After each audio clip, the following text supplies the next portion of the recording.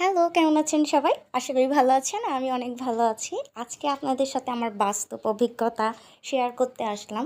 অর্থাৎ লিচু সংরক্ষণ পদ্ধতি। আমি প্রতি বছর এইভাবে লিচু সংরক্ষণ করে আমি খেয়ে থাকি। তো আজকেও খেতে চাইলো। এজন্য ভাবলাম যে কিছু লিচু বের করে রাখি ডিপ ফ্রিজে।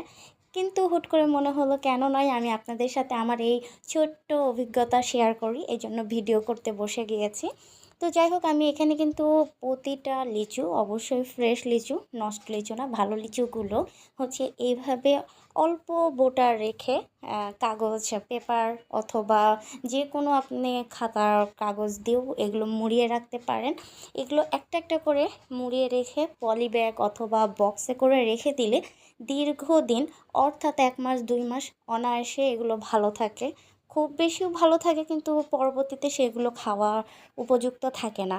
এই জন্য আপনারা 15 দিন অথবা 1 মাস 2 মাস খেতে চাইলে এভাবে সংরক্ষণ করে খেতে পারেন। যেহেতু এখন বেশ গরম পড়েছে, আর এই গরমে লিচু একটু বুঝে শুনেই খাবেন, কারণ গরম আরও বেশি লেগে যাবে। তো 30 আমার বাবা কিছু লিচু পাঠিয়েছিলেন।